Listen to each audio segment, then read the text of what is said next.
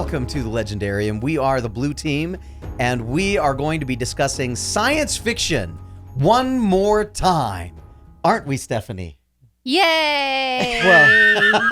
Well, one more time this episode. One more time this episode. We're always going to be talking about science fiction if it's the Blue Team, but Look at that face. She's so excited. This is going to be an opportunity to explore the depths of hard science fiction, which is something that I'm surprised we can keep Stephanie coming here for. Before we dive into our second half of the Persepolis Rising. Persepolis Rising. Before we dive into the second half of Persepolis Rising, just real quickly, again, our housekeeping things. If you don't know where to find us, how did you find us today?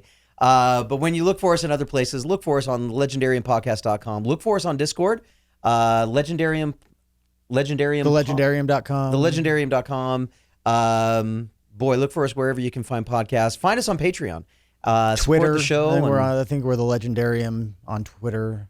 But let's be honest. Twitter, so. The most important thing is find us on Discord, the most friendly place on the internet, on our Discord server. Yeah, so there you go. It is the friendliest place on Even Stephanie likes the Discord server. I love the Discord server. See, there you go. And they love got her. Something good. They do love her. Guys, this is what's known as the tease. We have questions from the Discord server. We're so excited about getting those. Yeah, that's going to be good. So we're not going to ask Stephanie how she felt about reading this book yet. I think we're going to get there in just a second. But first I want to hear from Kenn. Kenn, did you like the ending of this book? Yeah. Okay. I did, and the main reason I liked it is because it changes a whole bunch of stuff. It does, and change a whole I bunch like of the stuff. fact that it sets a whole new path in motion that is kind of radically different than what we have come to expect. Which I guess the start of the book does too, because it takes place 30 years after book 6. So 30 years of that's things quite a being time jump. 30 years of things being a little bit episodic, borrowing from Captain Kirk, from the Chris Pine Captain Kirk. Yeah. And now we have something really quite different. So before you give us the summary. It's really bullet points. Because I'm sure, yeah, okay, whatever. Before you give us that, Stephanie, do we dare ask? How did you feel about this book, knowing that overall the choice between doing this book and swimming in garbage probably is the only way that we can make this book appealing? How was it? Did you like the ending? I finished it. Okay. So what he was really asking is, Steph, how are you? How are you doing? Stephanie finished the book. Stephanie finished the book. That's probably all we're going to get out of her until this episode is over. Did she listen to the book? I mean, did she pay attention to the book? She's fighting so hard. Yes, I paid attention to the book. I even took notes. Wow. That I think I left in my car. So you can tell how important my notes were to me. As I tell my students all the time, the fact that you took notes means you'll remember more anyway. So I can't wait. And it's only less than a half hour old. So, Yes, I only finished the book about an hour ago. Okay. It's perfect. And I finished it about a half hour after we finished our last episode. So I've kind of been waiting a while. So. I've done it twice. I've gone through the second half of the book twice. I'm on my third time through. I really enjoyed it. Todd enjoyed this book. I did. It was so cool. I'm having so much fun. All right, Kenn, give us our recap. All right. So you remember the last time we had the Tempest soaring into Sol space and everything, and it was exciting. And now I'm gonna bullet point this. The lone Laconian battleship Tempest making its way through the Sol system, kind of like a college linebacker making his way through a playground full of kindergartners. Yeah. I love that one. That's good. It also sends out a beacon to the protomolecule eaters, so that'll likely be fun. The path of crushed ships. The station encourages the EMC, Earth-Mars Coalition, to surrender. Better to live and get beat up another day, I guess. On Medina, the underground works to frustrate the easily frustratable Admiral Singh.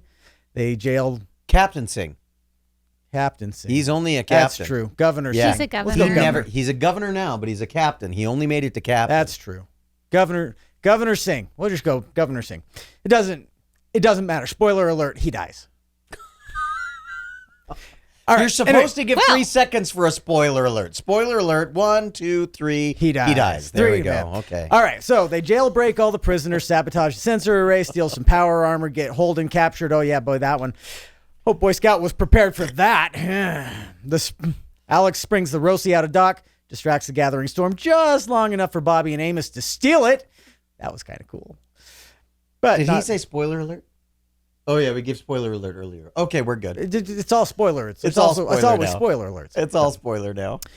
So they steal the Gathering Storm, but not before having the most raging therapy session involving violence and broken teeth, probably. Oh, my word. I love that. That is going to be so much fun to talk about. I can't wait. Well, we'll be talking about that. Stephanie's all excited. You can see that face. Look at that. Look at that mug. Stephanie is sitting there saying to herself, why in the world did I agree to do this with these two yahoos? Every time. Oh, I love it. All right. Anyway, Laconians are outsmarted. Clarissa dies. Sad. Pour one out. Mm-hmm. Seeing is exampled. Well, if it isn't the consequences of my own actions. And the ragtag fleet of rebels escapes through the Gate Network looking for a shining planet known as Freehold. In the end, Naomi and Amos are living deliberately with the Rocinante on Freehold. Bobby Joe. I have a friend named Bobby Joe. Mm-hmm. So, Bobby and Amos are orbiting with the Gathering Storm, trying to learn all of its secrets, and Jim finds himself on Laconia trying to walk Duarte, I don't know how I wrote that, but off the ledge of the protomolecule abyss that we're all staring into now. It's exciting. So I have questions, many questions. How soon before we see this protomolecule scientist from Illis? Because, they mentioned her twice. So she's coming up. I'm guessing next book she'll be like a critical character. Main character, First chapter. Yeah. Named chapter, all that. Yep. So would you rather be the front man of a group or a band member? Did we ask this last time? I feel like we asked this last time. We didn't, but we did talk about it briefly. Okay. Well, hold your answers. That's coming up. Do Duarte and Holden collab to come up with a way to stop the protomolecule eaters, or does Duarte just try to, Duarte them? I don't know. Wait a minute. You're actually wondering whether Duarte and Holden are going to wind up on the same team? Yeah, because Wow. the enemy of my enemy and all that crap. I have an attitude. I have an opinion. I can't wait. I look forward to hearing it. I can wait. I will wait about 45 minutes. All right. Final question. Clarissa. Chrissy. No, Chrissy was different. Peaches. Was this an earned death? Ooh. You want to start with that? Yeah. Let's. That's the end of my questions. That's the end of my. Let's start with that. Was that an earned death? Because I really questioned that it was. Why do you question that it was, Ken? I don't know. I guess it just feels like it. I guess not every hero's death needs to be some big, grand, sweeping type of thing. And this, for its own sake, was a little bit noble. Not a little bit noble. It was quite noble. She knew activating her implants was going to probably kill her, but she did it anyway to save Naomi and a bunch of other people. And so, yeah, it's a noble death, but I don't know. It almost felt cheap. Just like, this is the way, I don't know.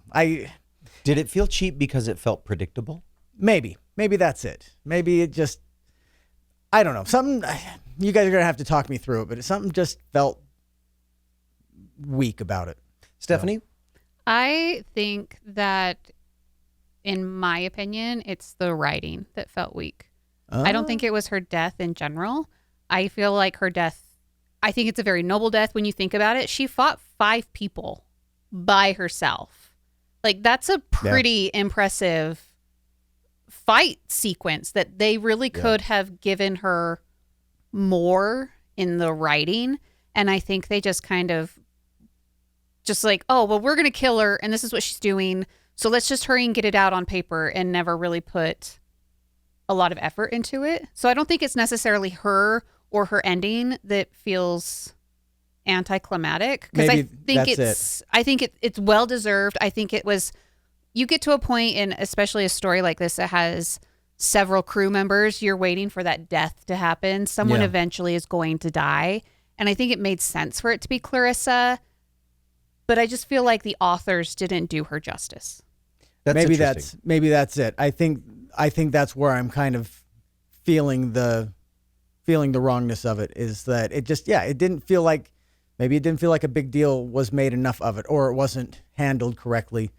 The reason for dying, I mean, like I said, it was a noble death, and that was good in that sense, and she feels redeemed a little bit, especially after being on the Rosie for 30 years, I mean, or whatever it was. So she's, obviously earned the trust of the crew. She's family, and maybe that's it. Maybe I just didn't like the way that it was handled.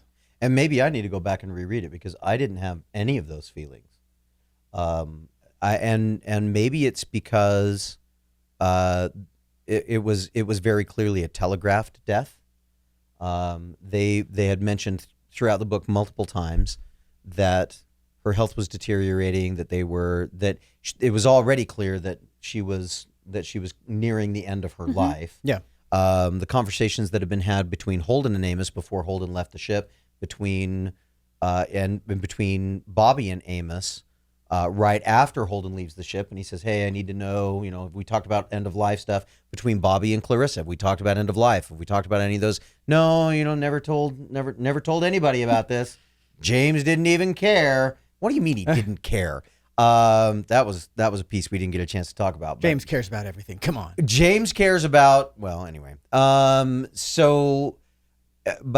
the way that her death was handled, it felt like it was a very gradual, a very gradual crescendo, if you will, of things that were going on, giving her the opportunity to redeem herself from what she had done in the first book that we saw her. Mm-hmm. When she talks about the fact that she's the only person that knows what it's like to kill someone that had been nothing but nice to you. Yeah. When she had these opportunities to reflect upon all of those kinds of pieces, I found it very, I don't want to say satisfying. The only people that I am ever satisfied seeing their death is the bad guys. So none of the heroes or protagonists that are involved in any of the stories, I never like their deaths to speak of. Yeah. I am going to like Duarte's death. I'm going to like that one a lot because it's coming. I'm sure this is not a spoiler, but I am very confident that that's going to happen at some point. He turns to brown goo. I am going to love that moment. He gets absorbed and repurposed. I didn't, but I didn't feel like it was. I felt like it was well handled. So maybe I need to go back and read it again, or maybe I just didn't feel like it deserved more. I was more interested in the follow-up to her death, the conversation that Bobby has with Amos. Yes. On board the Gathering Storm. Oh, yeah. When she turns around and she says, and he says, well, okay, I'm going to go around and see if I can find anybody that's not here. And it says she pulls right up to him nose to nose and says, Art, I need to know where you're at. Mm-hmm. And he's like, I'm fine. And she's like, no. I need to know what your mental health is. This is not optional. If you're going to be on my ship, we are going to have frank and honest conversations about where your mental health is. And maybe it's because mental health is such a big thing going on in my world right now, and always is. Somebody's saying, Todd, it's always been a big deal in your life. Thank you. I appreciate that. But that moment where Bobby's like, you have to talk to me. Right. And based on the earlier conversation when he says, I didn't want things, but I want one thing. I want her to die on the Rosie. And she doesn't get it. But he comes back and makes a comment about that if she was going to die fighting, like he was okay with that. Yeah. Like this is good too. Yeah. Is what he says. Yeah. And he says, no, I'm mad. I'm sad, but I'm not off the rails. Yeah. And I liked that piece of that conversation. And I liked that piece because really Clarissa was like the sidekick for Amos. Through the one book, she's the sidekick. And he gets her to the Rosie and says, hey, so if I say I want to have somebody come on board and be on the Rosie with us, is that going to be okay? James is like, sure, I trust your judgment. Great. Come on, Peaches, let's get you settled in. He's like, wait, not her. And then, so it's just kind of, it felt like it was more about Amos than it was necessarily about Clarissa. And from that standpoint, I felt it was well handled. Yeah. Handled enough that as a character, as a side character, we're good. I'm good with her. But it was really more about what is this going to do to Amos?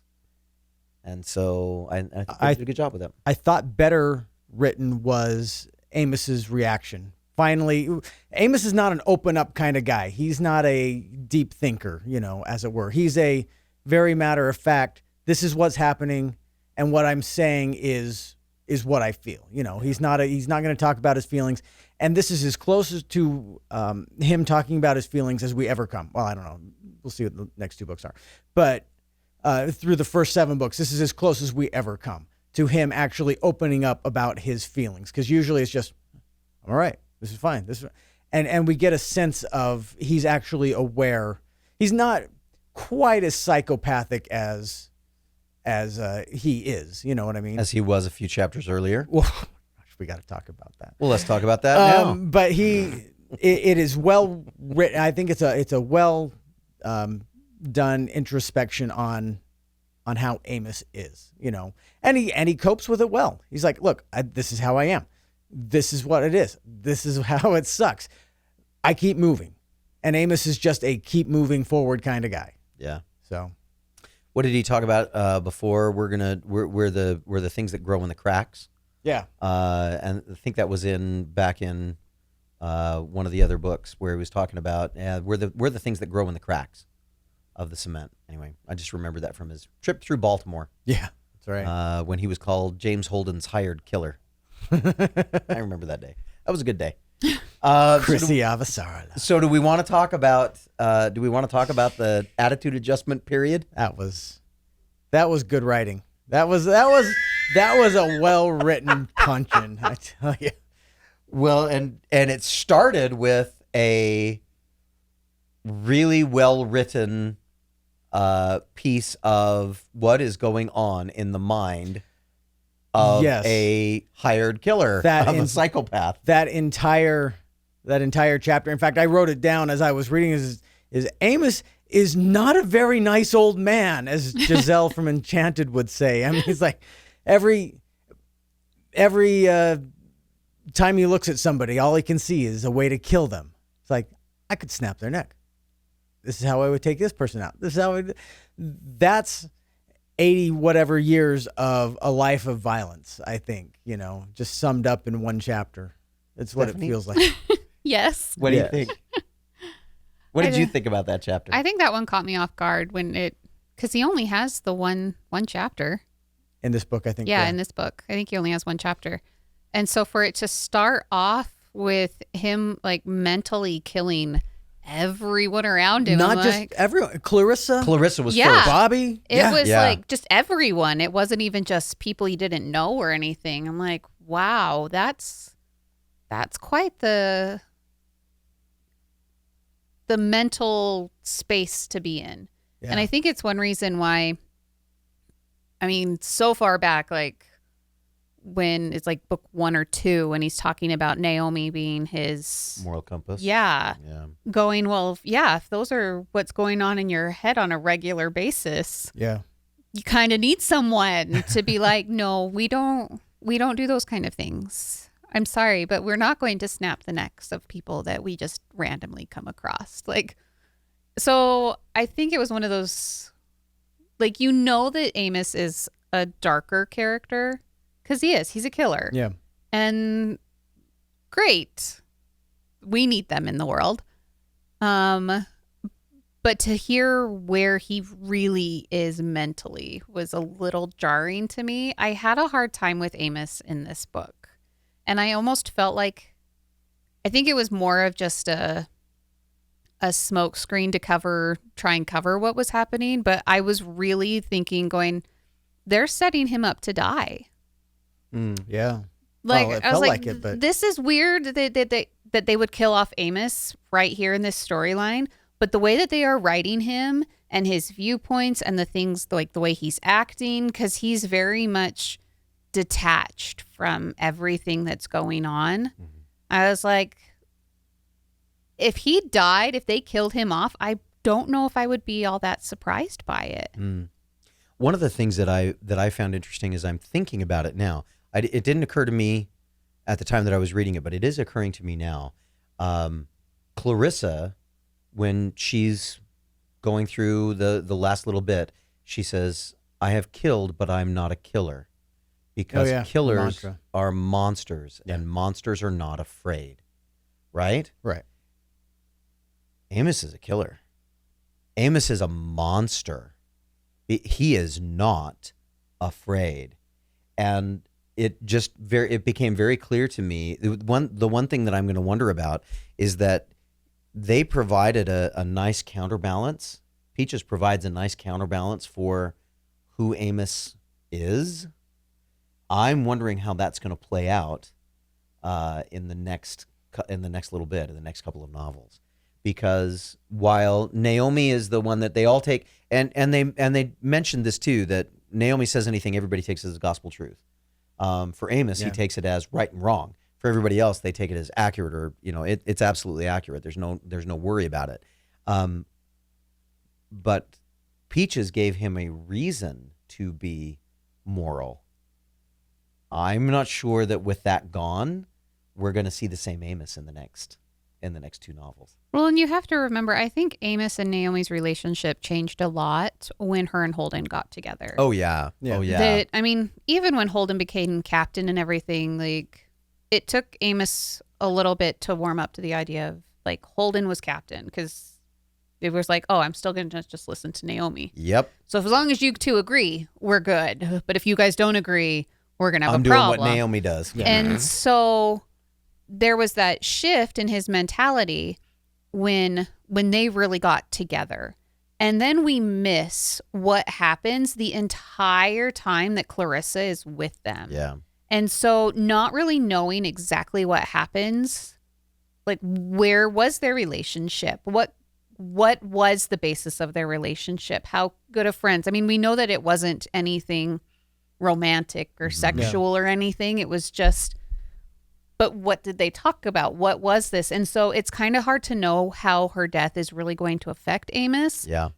Because we don't really get to understand the basis of their relationship the same way that we understand his journey with the rest of the crew. Yeah. Yeah. And I wonder if that's going to be something that's going to be explored. Another thing that I wonder about in connection with that, they mentioned this briefly, that Alex was the one that kept everybody sane. Alex is the one that kept everybody even keeled. He saw it that way. Yeah, well, and pretty much he is. I'm not saying I don't agree with him, but it was his chapter, and he was the one that was saying, when Amos went off the rails, he's the one that's there keystone to hold all of this He's together. the one that does that, and every crew has one.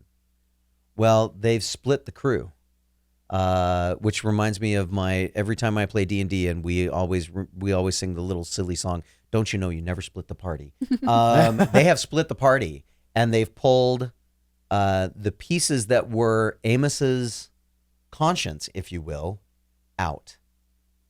All that's left is Amos's willpower and Bobby saying, if we have to dance, we'll dance.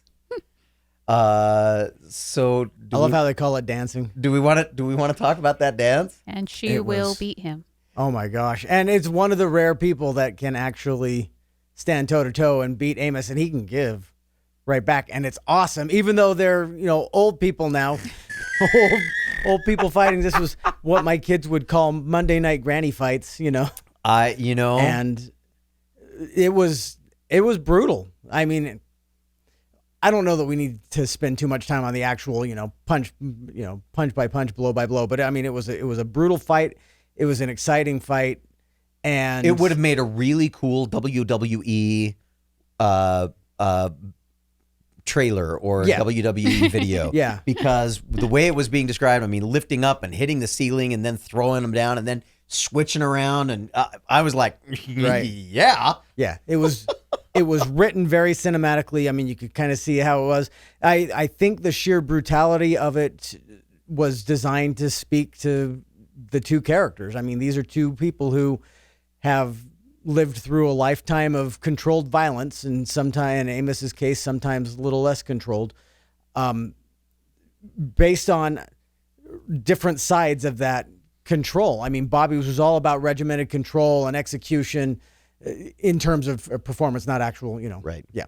But on the other side, it's the exact same ferocity, but with less training, and here these two are, and you could tell they were not holding back. This was, one of us could die right here at the hands of the other. And ultimately all it was a guy who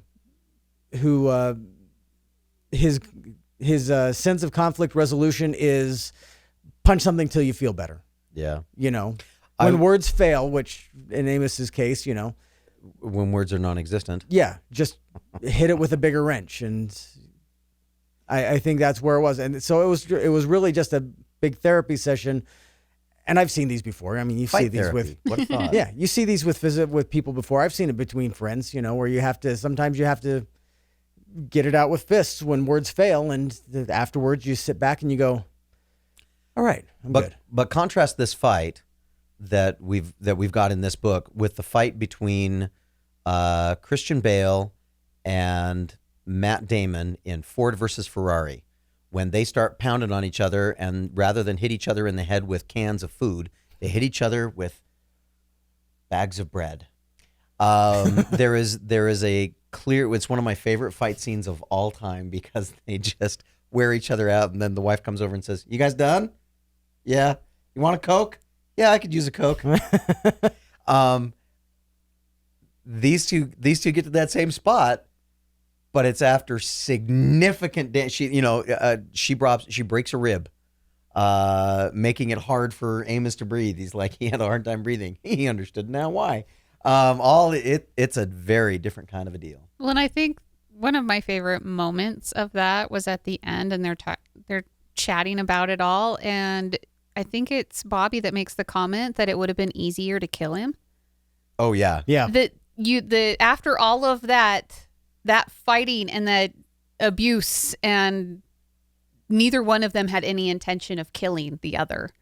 It was just this massive fight, which I guess speaks even higher of their skill level, that they could inflict such pain on each other and not kill each other. Yeah. What does that say about them? The right blow to the head or anything. There was even a moment I think he was strangling her and everything. That they didn't manage to kill each other. Bruises around her neck. Yeah. I also like at the end where she said, "The next time you need a fight, just let me know." He said, "Oh, I'll let you know if I'm looking to lose one." Yep, exactly. So kind of interesting, and it sets up a real nice dynamic for the two of them becoming the ones that are gonna have to run the new Gathering Storm, run the ship. Mm-hmm. Bobby Draper as captain, Amos acting as XO. This is gonna be an interesting dynamic to see play out in the next book, at least. Maybe the next two books, I guess, depending on how things are written. Mm-hmm. So James Holden. Yeah, Boy Scout of the Universe. Let's back up a little bit. Is missing for most of the half of the book. He disappears for most of the second half of the book. He doesn't have many chapters in the second half of this book. He doesn't. But he has one big heroic moment. So, and do you remember when they were they're talking about who's going to go on the mission, and he says, "Oh, and I'm going to come along." And Bobby is like, "And that was not an improvement." Yes. That doesn't make things better. But ultimately, it's the only thing that made it possible for things to be better. Yeah. Because he has to improvise, he has to do all of the stuff that he does, and he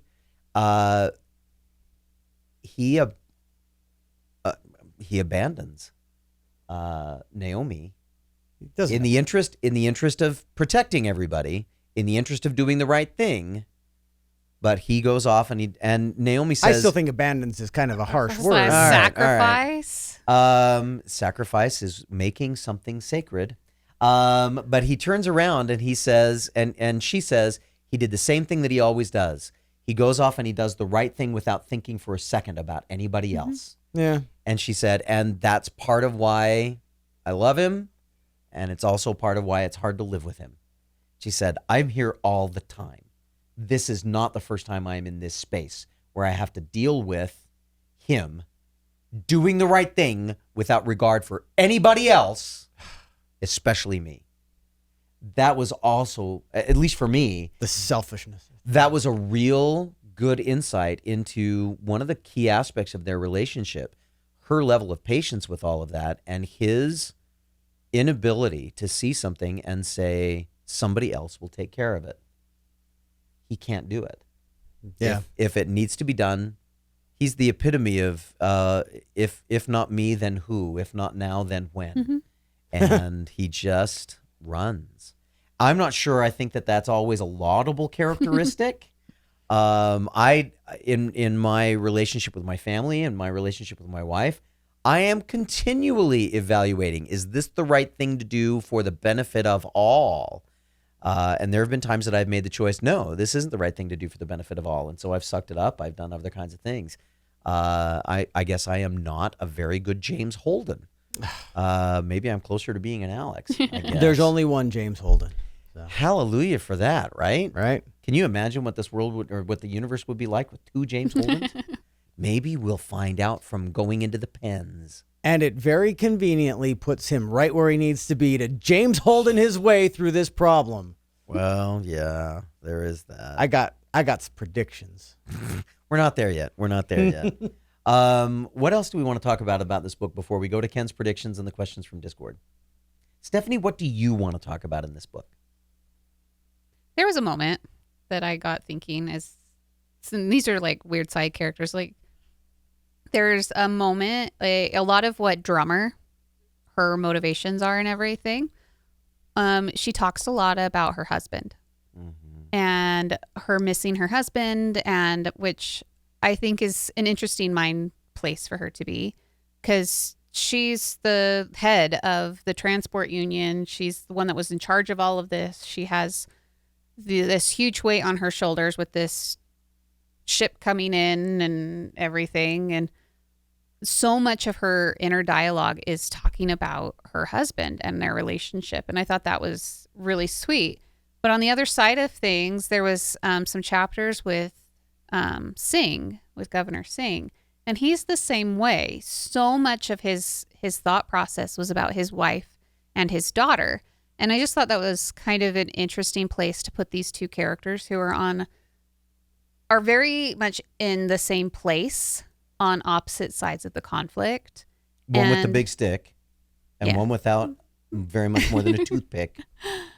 But that they're both the leaders of their sides of this conflict. Yeah. And so much of what they're doing is all for the betterment of their family. Like, I guess comparing to like what we were just talking about with Holden, is it's very much they're constantly thinking about, how does this affect my family? What is this doing? Like, Singh's constantly like, okay, how can I better this station so my wife and my daughter can have the life I want them to have here with me and everything. And where Holden's just like, and I'm off, and my family's always going to be there. Yeah, because they always are. Like, you never really hear his inner dialogue the same way. No. About his family and the love for his family. I mean, you know, it's there that he cares about his crew and everything, and he definitely cares about Naomi. You can tell that with some of the actions that he's done. I just thought it was kind of, I don't know, it put me in a different mindset as I was listening to their chapters, and I think it also put me in a different place with Singh when he's killed. Because the part of me was kind of like, well, was that really necessary? So like, I get where it was coming from. And it wasn't until I was actually reviewing some stuff online. I don't know if I necessarily understood the conversation he was having with his second. When his second was finally like, oh, well, I have a standing order. Yeah. And you just crossed that line that now this order supersedes what you told me to do. You are absolutely right that we have to set an example. And so I felt sad when he died. And I don't know if it's because they humanized him so well with his constant love and talking of his family. And I don't know, maybe it's because I have a monster at home that I related to that idea. But enough about Ryan. Well, I have 2 monsters at home then.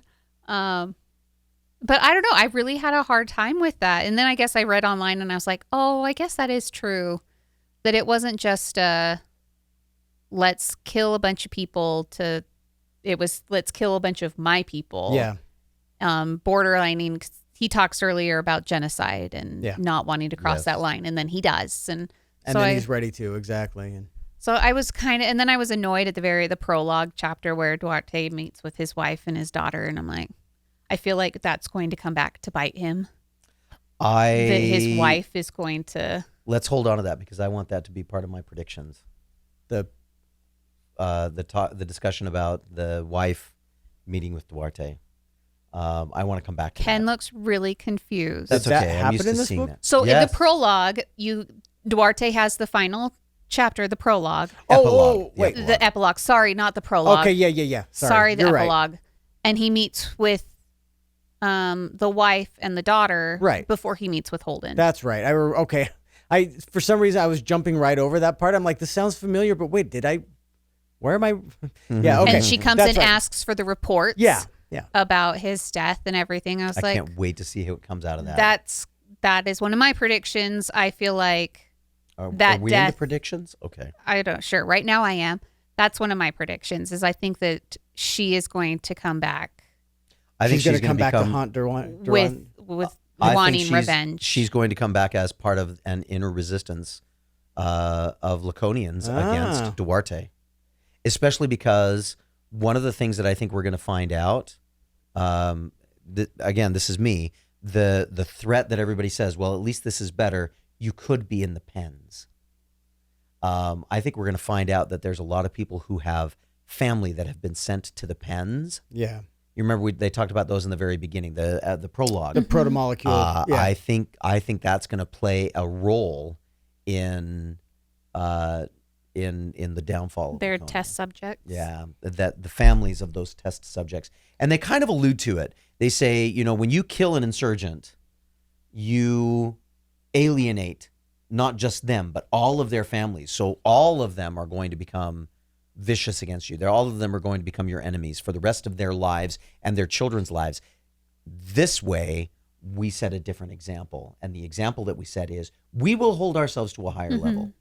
I loved that chapter, by the way, and the interaction between them where he gives all of these, Singh gives all of these statements and they sound really, really good.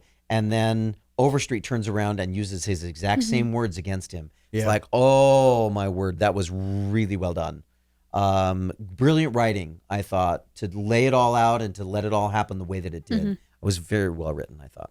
Yeah, I agree.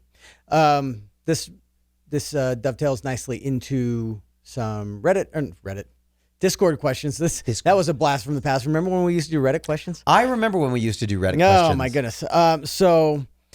Seraphim, this is actually a couple of questions. Seraphim asked, he liked the series overall. It just didn't do antagonists well, but barring two of them. And he mentions Marco as one and Duarte as the other. And Kiptan asks, where does Singh rank on the villain scale? And he mentions also Cortazar, who we haven't gotten into yet, but we were talking about the pens, and he was in the prologue. Cortazar is the mad scientist, and Duarte, of course, is the big bad. I think Cortazar, I'm excited to see where he goes. Cortazar man? I don't remember if he's a man or a woman. Cortazar, I'm interested to see where Cortazar goes because mad scientists are always creepy, and I'll bet there is plenty of creepy in that. I'll bet there is. That just seems like somebody who is being set up to not just be interested in their science, but relish in the mad part of mad science. Yeah. You know what I mean? I got thinking about the Nazis. I mean, you have Hitler. Yeah. Everyone talks about Hitler's a terrible person and he did so many bad things. And I think that's kind of where Duarte falls in. That he's the leader of this group. But it's the doctors that ran Dr. Mengele. that ran in the concentration camps that really did the atrocities inside the Holocaust. And I think that's where this guy is going to fall, that Duarte's a bad person. And I don't know, I haven't really seen a whole lot of him, but I'm sure in the next 2 books we'll find out more and actually see what kind of villain he is. Yeah. Well, and one of the things that I think was really interesting, and we didn't hear much about it in the prologue, but in the epilogue, Holden looks at him and says, "You've been using that stuff on yourself." Mm-hmm. I wonder what he looks like now. Yeah. Oh yeah. For Holden to be able to recognize, I mean, I wonder if he's got changing in his eyes, changing in his skin, if all of that kind of stuff is going on. I'm really going to be interested to see how they describe all of that and what that means, where he says he can see thought, and then he has to turn it and bring it back to his regular senses. I'm really curious to see what that's going to be Something that you just mentioned that I didn't make the connection until right now is we see that Duarte can see thoughts. He's got these special protomolecule abilities and such. I wonder if Holden's close exposure to the protomolecule doesn't give him the same, maybe to a lesser degree, ability. So when he says he can tell if Duarte has been using it on himself, it's because he can see like an aura or a glow, or there's something that human eyes can't see that maybe that Jim with his protomolecule exposure can see. Maybe. Think about that. So maybe it's a possibility. Well, and as far as Singh falls in my line of villains, he doesn't rank very high. I don't think he went out meaning to be a villain. I think he was a good soldier that believed in his cause. And when everything kind of started falling out from under him, he took it too far. Well, and he says something. You said something that reminded me. About midway through the book, Colonel Tonica asks him, because she says, do you really believe all that stuff? Because he said, well, we're here to, reform the human race and all this kind of stuff. And, High Council Duarte, blah, blah, blah, blah, blah, blah, blah. And Admiral Trejo asked him the same question. Do you really believe all of this? And he's like, absolutely. And Trejo was like, well, we need true believers because that's how this is going to move forward. And Tonica's like, you really believe all that stuff? Yes, I do. Yeah. We get to the end with Overstreet, and he says, I believe whatever the Laconian Empire tells me to believe. Yep. And right now, what I have to believe is that killing you is the right thing to do because it will be better for the Empire. It's the difference between practical experience and theoretical experience. Trejo and Tonica and Duarte have the experience to know where the theory stops and the practice begins, and Overstreet and Singh have just practice. That's all they got. Quite frankly, I kind of wonder if, and I don't think we're ever going to really get an opportunity to see and to find out why. But quite frankly, I think that Singh, because he also says, and it puts Admiral Sung, who's going to become the new station governor, which I thought was funny, puts her on notice. That's right. Of what needs to happen. I kind of wonder if Singh wasn't being set up to be a patsy for all of this, so that they had somebody that I absolutely believe that they could bring him in. They could set him up. That if things went wrong, they needed a scapegoat. I don't know that he was necessarily set up to fail, but he was definitely set. I think he was definitely made to be the scapegoat. I think that they needed a scapegoat if things went wrong. If things went right, he was there. He was learning. They trusted him enough because they knew he was a believer that he could continue moving their mission forward. But if things went wrong, as they did, they needed someone that they didn't care if they fell, and that he was that too. I think that they anticipated everything going off the rails and figured that it was a long shot that he would hold it together. Because remember, they said Admiral Duarte or High Council Duarte knew all about his academic record, knew all about all of this, knew that he was a true believer. I really honestly believe that it was a question of time before he would need to be used as a scapegoat, not a question of if. He was deliberately made to fall on his sword. He was created and put in that position so that it could, because think about it. You have a horrible individual setting out the word that they're going to kill everybody. He puts them in public pens. He does all these different kinds of things that as human beings, we're like, we've gotten beyond that. Haven't we gotten beyond that? We must have gotten beyond that. Laconia is coming in and doing all of this. And then Laconia comes in and says, no, that was him. We really are better people than this. Boom. Yeah. Let us show you what we really are. And now everybody's like, oh, please. I think maybe I'm just jaded enough. The noble governor Singh, who was willing to sacrifice himself because he failed, and look, we're so enlightened. Oh, I don't think he was willing to sacrifice himself. No, I that's think that's the company line. Yeah, that's the party line. Oh, I think that's what's going to be in the report, the official report. That's what I'm saying. That's the party line. He's being made to fail. This is why. So they can hold him up and say, look, this is how enlightened Laconians handle their problems. Yes. So you should be like us. He acknowledged his problems. He committed seppuku, ritual suicide to make amends and atonement and all that kind of stuff. And then his widow is going to find out, oh no, he was killed in cold blood based on a standing order and he was set up to fail. I think that's which lends more credence to Mrs. Singh's yes journey to the resistance. I think that's coming. Look at you. Join the resistance. Vive la revolution. Well, and I'm sorry, the higher up I think you get like closer to Duarte, the less true believers you're going to find. Oh yeah. And I think that's true with most dictators in that way, that have such a black and white viewpoint of things, like this is the right way, this is what we're doing, that the higher up you go, the more power hungry people you get. They're not believers. They could care less what the pathway to power is. And I think that that's one thing that you have some of these new admirals and stuff coming up that really, like, they're questioning the true believers. Like, seriously, you believe all this crap? Like, okay, yeah, you keep believing because you need those true believers. You do. It's as part of your takeover, but it's not. You never find true believers in the real leadership positions up at the top. Yeah. I think when you're talking about this kind of organization, this kind of a process, I would agree, and I think that I think that it reveals what the agendas of those people are. I think we're going to find out that the Mad Doctor has always just wanted to play with the proto-molecule. Yeah. I think we're going to find out that Duarte has always just wanted to be able to run human civilization because he's convinced he's smarter than everybody else. Maybe he is.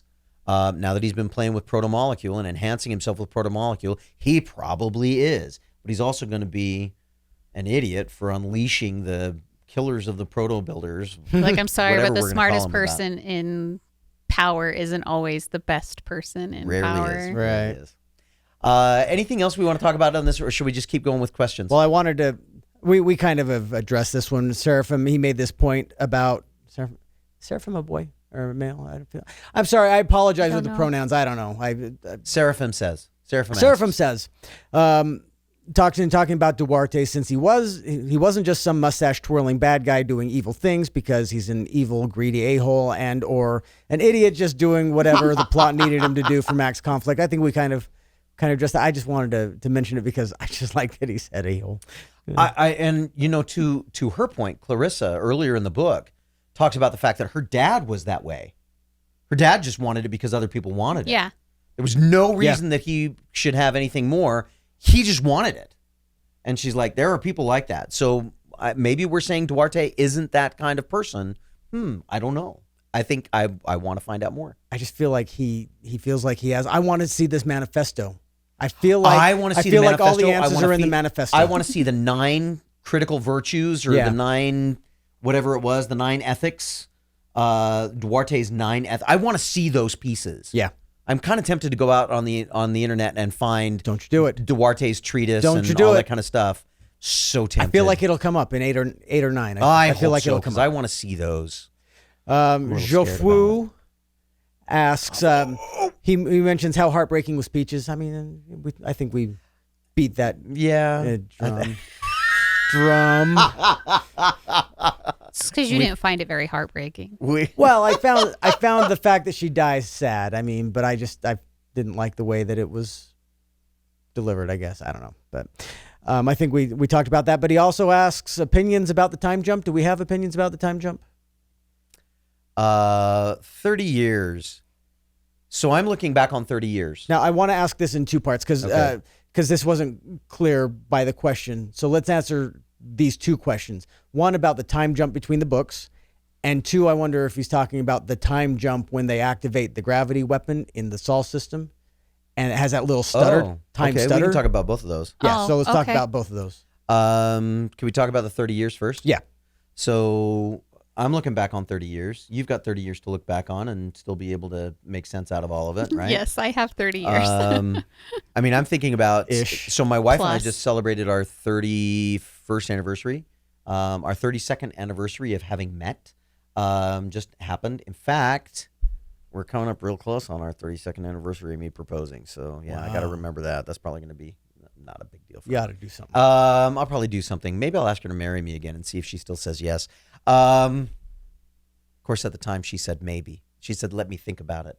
That could be difficult. It was difficult. Todd at the time. has a lot of memories in the past 30 years. So 30 years. Some of them are a little touchy. You live a long time, you make a lot of memories. 30 years. There is a lot that sloughs away in 30 years to get you to a point where Why do I only feel like settle this is in. 20 years? it's 3 decades. Is it 30? They said 3 decades. I was feeling like it was 20. It doesn't matter. 20 years, 30 years. After you get to a certain point, it period doesn't of really matter. decades. Do we But feel like there's a lot of stuff we missed? No. Or is there a lot of stuff that just didn't happen in that was worth mentioning? They talked about the starving years. They talk about the rebuilding years. They talk about building the void cities. But the way that I interpreted it was, this is just a lot of the same old. Yeah. We're dealing with pirates. We're dealing with trying to save everything. We already had those pieces put in place. The yeast combination was let loose. We defeated the Free Navy. We put things in place. We started figuring out how we were going to make. It feels like it was one of those deals where it says, you know what, we could bore you with 30 more years of escapades of the Rocinante, but they're pretty much the You same mean as I the could have other had ones. 3 more books? Or 4. Oh, 30 See, aren't you years. aren't you disappointed at that? I am. We could have had so many. So they're just saying, you know what? But the really interesting stuff was happening in Laconia, and Yeah. we're getting glimpses of that now. The new ship. Wow. That I'd like to see. That I would love to have seen. I think the only thing that I missed in that time span of the books, because I don't feel like there was a lot of growth, I guess, within the crew. There was a lot of stuff happening, but it feels very much the same old kind of thing. Yeah. And I mentioned it before. I think the only thing that I would have liked to seen more of is an understanding of what Clarissa, Yes. the changes Clarissa made to life on the ship. I mean, you kind of see a little bit when Bobby first joins, how Bobby's dynamic changes the crew. Yeah. I would have liked a little bit more of understanding of how Clarissa's presence changed the family. Because really, if you look at the crew itself and their dynamic and what's going on in their relationships, like nothing's changed. You Nope. would have never guessed if someone hadn't said, "Oh, by the way, we've jumped decades." Right. Like, okay, so then there are just holes for me as to why people act the way they do, why they respond to those kind of things. Like, it feels like Clarissa's death was really only affecting Amos. Well, you just spent 30 years with this woman on your ship as your family. Like, I feel like there should have been more. Like, I don't know, maybe Naomi's already too distraught and caught up in losing Jim that she doesn't have the mental capacity. I just don't know. And I feel like that's the only hole I really have. Yeah. Other than that, I'm like, do I need more of the same books? Not really. Yeah. There are like 8 novellas. I know. I looked. There you I go. saw Find 'em. that. And they Fill are the all holes. in one book that came out after. Oh, really? Yes. I Oh. can't even tell you what it's called, but it's like the 10th book. I can't wait. Has a collection of the novellas as well as a final novella that's after Leviathan Look Falls. at you looking at all of these things for us. Wow. That is so awesome. You must have enjoyed this more than you said you did. She was looking up to try and find out how much more she had to wade through. I just couldn't remember names. I was looking up names on the internet is what I was doing. So I was in the synopsis of the books and came across the book list. I'm like, and then I broke down into tears because I realized I have 2 more. It was a panic moment when I saw that there were 10 books. I was like, no, they only told me 9. So I had to find out what the 10th book was, and that's why I... So, Kenn, what do you think about the 30-year time jump? The time jump itself doesn't really bother me because, I mean, honestly, we're going from story to story, and that happens all the time. I mean, you go from one story to the next story to the next story, and so it's just going from story to story. And until they say, time passes, it really doesn't matter necessarily, in terms of one story or another. And like Stephanie was saying, there were times where I have to be reminded by them saying it's been 30 years that it's been 30 years. So that was, it took a moment to get my mind around that. But once I got around that, I thought if nothing happened in between that was of note, that's fine. We already talked about some of the time traveling, like not time traveling, the time it takes to travel. Yeah. Like when they were going to Illis or whatever it was, and it was like 18 months. Yeah. And there was like, we just were told it was 18 months. And we're like, great. Cool. Okay. Like that's kind of how I felt about it. Yeah. Almost feels the same way. The one that I thought was more interesting was the time fracturing power of the non-propagating waves of time distortion. Look at you. Wow. That's a PhD student right there, candidate right there. Oh, I'm so excited about this piece. It's so cool. It's not... I wish that my face could translate over the sound waves. Oh. That you could hear the expression on my face. You make it worth watching the YouTube video feed. If you'd like to see the contrast between the two of us. Yeah, the two of us sitting, me and Todd sitting next to each other, and his excitement and my excitement just sitting next to each other. Go watch us on YouTube. Yeah, come watch us on YouTube. It's a special moment. I'm so excited about this. Oh my gosh, you are. He's way excited. I am. And the reason that I am so sorry, go ahead. You talk yours first. Oh, I was going to say, and if you put me right in the middle, it would be like, huh. That was interesting. I am so excited about this. I mean, Todd just threw out a whole bunch of words that I didn't understand. So it's a ball of light. The thing I'm excited about is that this is one of the first non-Newtonian physics pieces that we are getting in this universe. In a lot of science fiction, we have all kinds of shortcuts that people take. And yes, I understand the Epstein drive is a shortcut that they're taking because it would take so much longer to get to places if it wasn't for the Epstein drive. I mean, 18 months, that's a luxury. That's a speeding car, baby, right?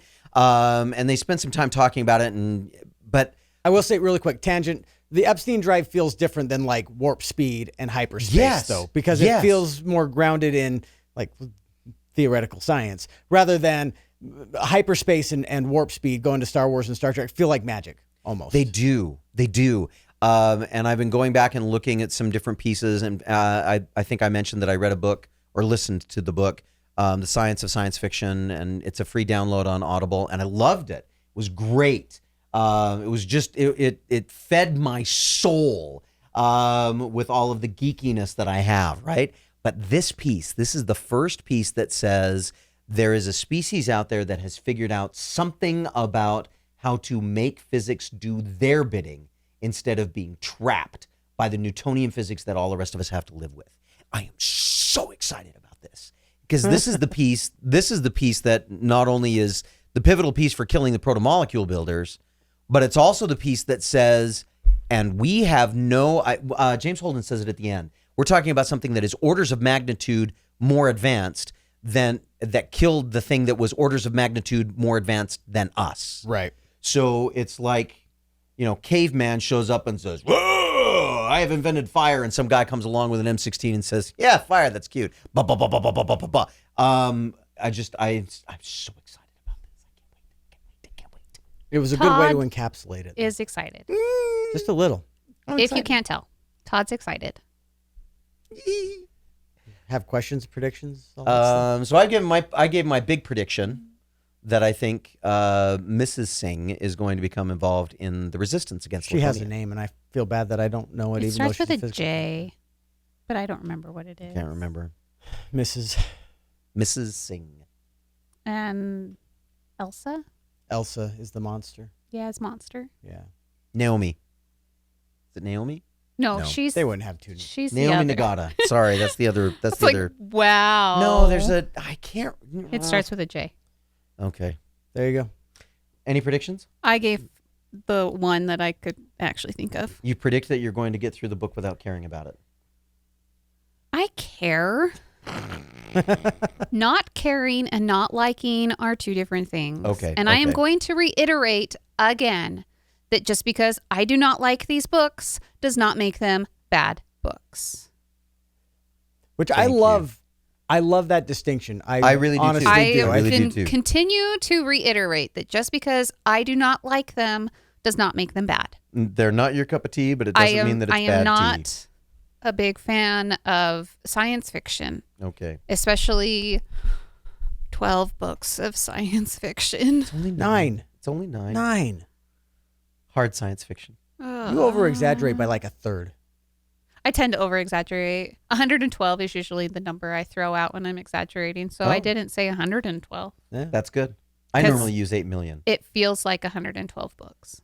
8 million more words to read. You only have like 100 chapters left. 104. Pressing. 104? 104, unless we have an epilogue and a prologue for each one. Yeah. And then we're going to have like 152 That's true. Everything is like 52 chapters in these Yeah. books. chapters plus 4. So really, it's 106 chapters. 108. Do you know 108. what? I will probably read 2 more books from the Wheel of Time series before I jump into the next book of this. Ken, do you have any predictions? Well, gave my 2 simple ones. The scientist shows up. I mean, that's fairly obvious. There are going to be more points of view in the next book that poor Stephanie is just not going to care about. Yeah, probably so. I mean, because where are we going? I mean, we've got everybody is scattered now. We've got to have more points of view that are going to take forever to get used to. So I'm looking forward to that. And I know Stephanie. If I'm looking forward to that, I know love Stephanie's having looking forward 20 points of view in books. Yeah, so I I'm- love it. Do you, to it. I'm a little worried about that. Are we all excited about the prediction that Amos made, or that, excuse me, that Alex made himself, that the people on Freehold are going to sell them out? Oh yeah. Yeah. Are they going to sell us out? Yeah, eventually, but not cheap. As long as we keep recharging their batteries, they're going to. As long as they like us. Yeah. We'll see. I feel like I don't know. I feel like Freehold isn't going to be as important as it's set up. It feels like it's a good stopping point, but Yeah. it's not going to be something that's critical in the next 2 books. I'm also interested to find out. This isn't a prediction. This is just an interested to find out. I'm interested to find out how these protomolecule enhanced ships, what they do with those. I want to find out why how that protomolecule enhanced ship survived a nuclear detonation. I think they're going to give us an indication about that too. I think they're going to figure out a way to get rid of the ship-eating monster, meaning not obviously, by the end, it's like, we got to figure out a way to destroy this enemy that's destroyed our enemy and all that. But I think they're going to find a way to get rid of the ship-eating monster, meaning the limits on how many ships can cross through the ring gate network before. You're talking about the ships that are disappearing. Yeah, I Yeah. think they're going to figure out a way to eliminate that threshold so that they can just flood all of the What if ring they all system came with. back? Oh, What if they are all in holding space? This is another one of my predictions. I predict they're not dead. Well, I mean, some of them probably it's been like 30 years or whatever. They're probably dead, but I don't predict they are disintegrated. They go to like a space, like a quantum realm, A pattern or something. buffer. Yeah, that's my prediction. Is they don't die. They go somewhere else, and it's just a matter of bringing them back. So Yeah. anyway, they're going to figure out a way to get rid of that limit so that they can just flood the system with Laconian ships, and there's going to be Laconian ships all over the place. And my last one, I think Miller shows up again Yeah, in book 9 I'd buy that. as the Avatar, the protomolecule. I think Duarte becomes like he tries to like become one with the eaters of the protomolecule. So and that ends up like like I'm going to become a god by becoming part of by absorbing. I've absorbed part of protomolecule, so now I'm going to absorb, protomolecule killed. on steroids, and that's going to be his downfall. He's going to disintegrate or something. I think Jim Broker's peace, but not resolution with with humanity and the protomolecule eaters. These are just things I'm thinking about. I don't know. So and all of them will probably not come to pass, but these are things that I was thinking about. So. I would love to see a fight between Miller and Duarte. Enhanced Duarte and protomolecule constructed Miller have a fight. Yeah. That would be fun. Okay. Oh, and I think somebody else dies. Another one of the 5 dies. At least one. Okay. Which one? I could see Amos dying in a blaze of glory, similar to Clarissa. I could see... What? Sorry. I know. Did you read them all? No, I have not. No, Remember, she was I was looking, on the internet she was looking earlier for today. things on the internet. Oh. She was looking for names and who was in different books, so she knows. I know of at least one. So there is at least one. Of the crew. Prediction correct. That died. Yes. And see, I bet it's going to be Alex. I could see that. Too. I bet it's going to be but Alex. I could see justifications. I could see ways each of them goes. So She said at least one. So she says at least one. I know of at least one. Okay. There could be more that I don't know of. I think there's at least one. I think there are at least 2. That would be my guess if I'm a guessing man. I'll tell you what I think. I think they kill off everybody except Avasarala by the last book. The entire population of the solar system. No, not that bad. Except Avasarala is left to clone herself and to repopulate the and world. Can you imagine an entire human race of Avasarala? That's just so messed up. The epilogue of Leviathan Falls, all we're left with is the protomolecule eaters and Christian Avasarala saying, I told you this is the way it was going to happen. Because they don't want her. You too. I love it. You guys are awesome. We'll get another book. See you next time.